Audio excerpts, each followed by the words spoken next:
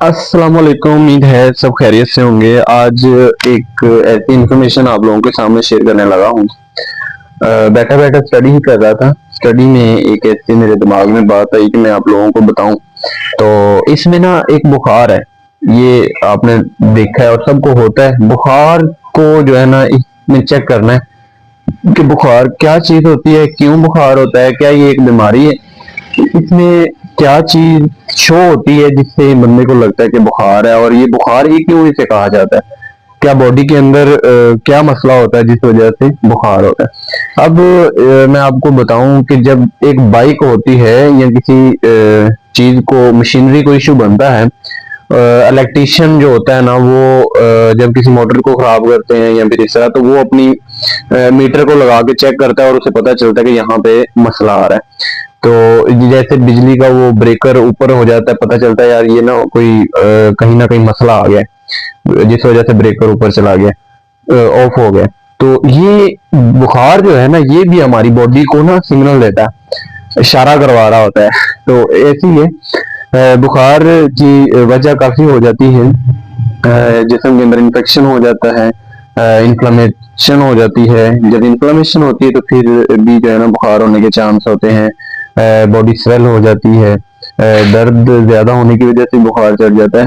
तो इसमें ना कुछ लिखी हुई इंफॉर्मेशन जो मैंने अभी बैठ के लिखी है सारी, तो मैं आपको इससे बताऊंगा। मेन चीज जो है ना इसमें ये है, मैं इसलिए आपको अपनी जुबान में नहीं बता रहा क्योंकि मुझसे जो है ना वो एक्सप्लेन करने में ज्यादा लॉन्ग वीडियो बन जाती, ज्यादा टाइम हो जाता, तो इसलिए मैं शॉर्ट शॉर्ट चीजें बताऊंगा और इसी में इंशाल्लाह आपको समझ आ जाएगी। इसी में भी मैंने शॉर्ट बना के लिखा हुआ है, यानी कि मेन जो पॉइंट है ना वो मैंने उठा के इसमें से जो है ना लिख दिए और बता दिया कि ये, यानी रिसर्चेबल चीज जो मैं आपको बताऊं इसमें कि ये है कि बॉडी क्या करती है जब बुखार होता है। मतलब बंदे को बुखार हो गया, इंसान को बुखार हो गया या किसी को बुखार हो गया, मतलब जानदार को, तो हम अपनी बात करते हैं। बॉडी के अंदर जो व्हाइट ब्लड सेल होते हैं वो कुछ केमिकल रिलीज करते हैं, जो कि पायरोजन जिसका नाम होता है, और ब्रेन के एक हाइपोथैलेमस को सिग्नल भेजता है। हाइपोथैलेमस बॉडी का टेम्परेचर को चेंज करता है। इसमें अभी आप देखें, जब व्हाइट ब्लड सेल एक केमिकल रिलीज करता है तो वो उस केमिकल को हम पायरोजन से कहते हैं। उसके बाद पायरोजन जो होता है ब्रेन का एक हाइपोथैलेमस होता है, उसको सिग्नल भेजता है। तो जब वो सिग्नल भेजता है ना, तो वो फिर जो ब्रेन का काम क्या होता है, आगे हाइपोथैलेमस बॉडी का टेम्परेचर जो होता है चेंज करके ऊपर सेट कर देता है। जब ऊपर सेट करता है, जैसे हम एसी का रिमोट पकड़ लें तो उसका टेम्परेचर ऊपर नीचे करते हैं, ऊपर की तरफ नीचे की तरफ तो जब ऊपर की तरफ करेंगे हम, उससे क्या होगा, बॉडी हीट में आएगी। जब बॉडी हीट में आएगी तो इम्यून सिस्टम जो है ना वो एक्टिव हो जाता है।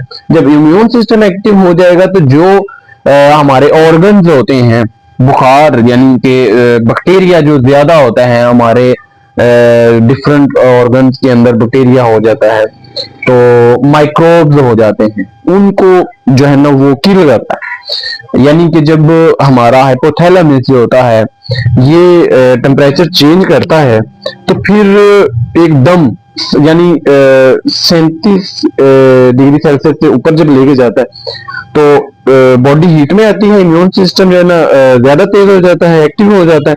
वो फिर जो है ना हमारे बॉडी के अंदर जहां जहां पे भी माइक्रोब्स होते हैं उनको किल करता है। जब उनको किल करता है तो फिर जो है ना बुखार उठने के चांसेस होने की तरफ होते हैं, या फिर हमें पता चलता है कि बुखार हमें हो गया। अब इसके सिम्टम्स हैं, ठंड लगती है, बुखार जो है ना उससे ठंड लगती है, फिर उसके साथ कपकपी होती है, उसके बाद बदन कांपता है, उसके बाद ये सब जो है ना इसलिए होता है जब बुखार होना होता है। उससे पहले आपने कभी गौर किया होगा कि जनाब जब बंदे को बुखार चढ़ने को होता है, चढ़ने की तरफ उसके इशारे हो रहे होते तो फिर क्या कहते हैं, यार मुझे ना कभी लग रही है, तो मैं सोच रहा हूँ कि मुझे लग रहा है कि मुझे ना बुखार हो जाएगा। उसका टेम्परेचर उसे बता रहा होता है। वो जो हाइपोथैलेमस होता है वो जनाब उसका टेम्परेचर सेट कर रहा होता है। हाइपोथैलेमस बॉडी का टेम्परेचर को चेंज करता है, ठीक है, वो इसी तरह ही पता चल रहा होता है। अब इसके जो है ना बॉडी का जो नेचुरल वेपन होता है ये एक बुखार है।